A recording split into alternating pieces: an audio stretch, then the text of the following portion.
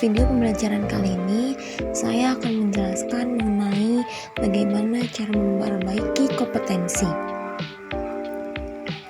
Adapun jenis dan kategori kompetensi. Konsep dan sejarah kompetensi. Yang pertama, bisa teman-teman lihat sendiri ya.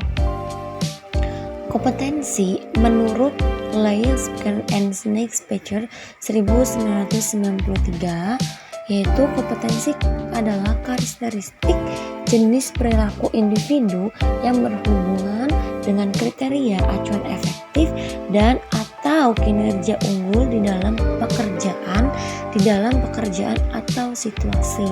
Kemudian ada menurut praktisi MSDM, yaitu kompetensi adalah deskripsi dari karakteristik seseorang.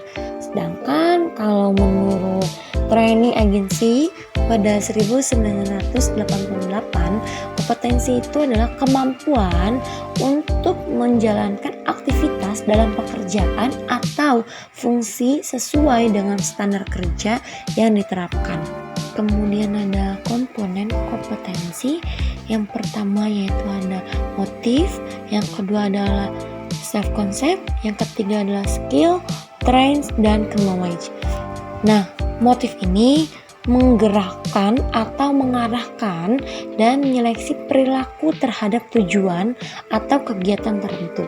Sedangkan kalau misalkan self concept yaitu sikap, nilai, dan citra diri seseorang.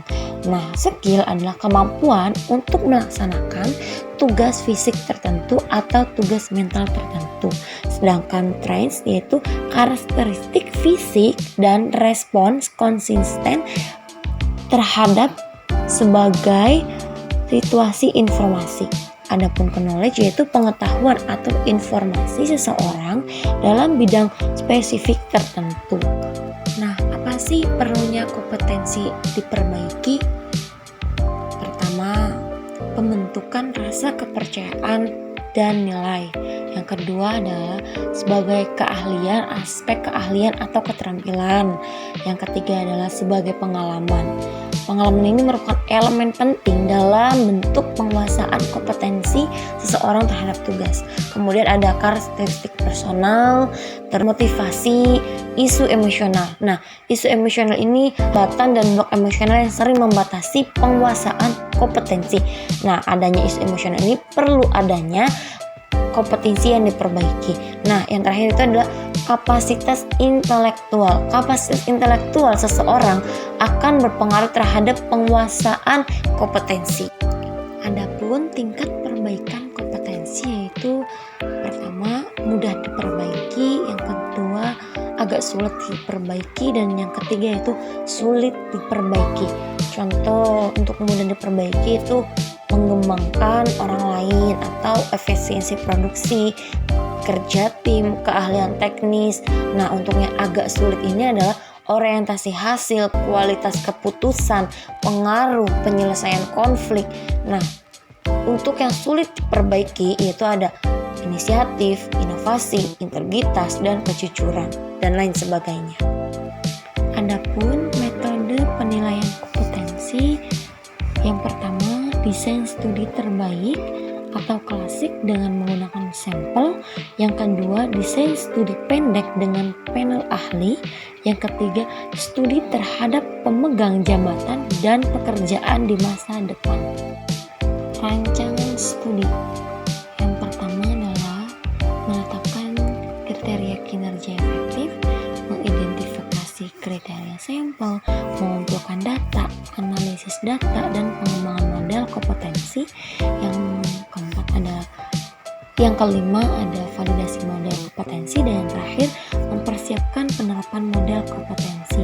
Nah, rancangan studi terbaik model kompetensi dengan menggunakan sampel yang terdiri dari 6 tahap yang tadi saya sudah sebutkan itu menurut Spener dan Spencer.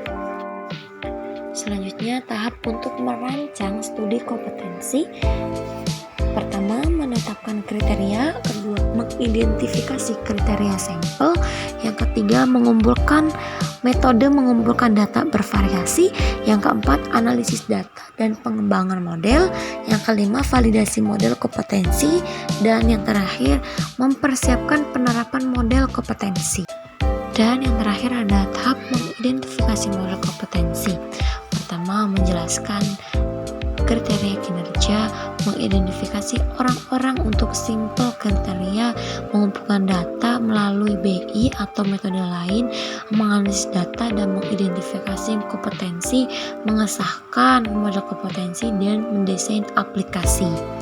Nah, ada pun beberapa contohnya, tapi saya tidak mencantumkan. Nanti teman-teman bisa langsung diskusi bareng sama aku, atau kalau enggak kita diskusi bareng-bareng sama teman-teman yang lain.